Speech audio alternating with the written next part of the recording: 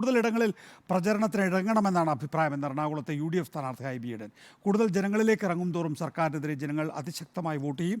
SDPI vote സംബന്ധിച്ച് പ്രതിപക്ഷ നേതാവ് കൃത്യമായ നിലപാട് പറഞ്ഞിട്ടുണ്ടെന്നും ഹൈബി റിപ്പോർട്ടറിനോട് പറഞ്ഞു.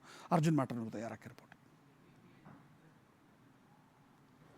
എറണാകുളത്തെ UDF സ്ഥാനാർത്ഥി ഹൈബി ഈഡനും അതോടൊപ്പം MLA മാരായ ഉമാ തോമസും TJ വിനോദും തെരഞ്ഞെടുപ്പ് പ്രചാരണത്തിന്റെ ഭാഗമായി കലൂർ സ്റ്റേഡിയത്തിൽ തിരിക്കുകയാണ്. ഇവിടെ രാവിലെ എത്തുന്നവരോട്, രാവിലെ മോർണിംഗ് വാക്ക് നടത്തുന്നവരോടൊക്കെ തന്നെ വോട്ട് ചോദിച്ചുകൊണ്ട് ഹൈബിയും പ്രചരണം ഊർജിതമാക്കുകയാണ്. ഹൈബി, പത്രിക സമർപ്പണമൊക്കെ കഴിഞ്ഞു. ഇനിയുള്ള പ്രചരണമൊക്കെ എങ്ങനെയാണ്? ഇനിയിപ്പോൾ വാഹന പ്രചരണം താങ്ക് യു വാഹന പ്രചരണം നാളെ തുടങ്ങുകയാണ്. ഇന്ന് അതിൻ്റെ പൊതു സമ്മേളനം വൈകിട്ട് നടക്കും. ഞങ്ങളുടെ സഹപ്രവർത്തകർ വളരെ കൃത്യമായ സംഘടനാ പ്രവർത്തനത്തിലൂടെ മുന്നോട്ട് പോവുകയാണ്.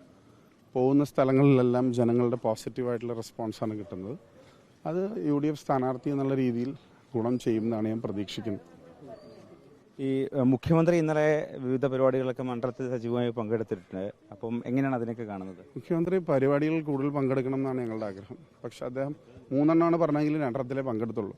ഞങ്ങളൊരു 2 കൂടി പ്രതീക്ഷിക്കുകയാണ്. കൂടുതൽ ജനങ്ങളിലേക്ക് ചെല്ലുമ്പോൾ ജനങ്ങളെ കൂടുതൽ അഗ്രസീവായിട്ട് ഗവൺമെൻറ്റിനെതിരെ വോട്ട് ചെയ്യും എന്നാണ് ഞങ്ങൾ പ്രതീക്ഷിക്കുന്നത്. കേട്ടോ, സ്ഥാനാർത്ഥിയാണ്.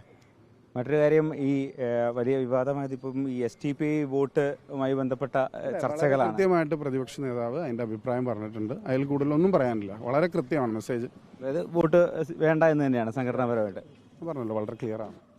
എന്തായാലും ഹൈബി പ്രചരണം നടത്തിക്കൊണ്ടിരിക്കുകയാണ്. കല്ലൂർ സ്റ്റേഡിയത്തിലാണ് പ്രചരണം നടത്തിക്കൊണ്ടിരിക്കുന്നത്.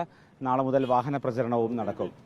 വീഡിയോ ജേർണലിസ്റ്റ് പ്രദീപ് കുംഡിക്കൊപ്പം റിപ്പോർട്ടർ അർജുൻ മട്ടന്നൂർ, റിപ്പോർട്ടർ, കൊച്ചി.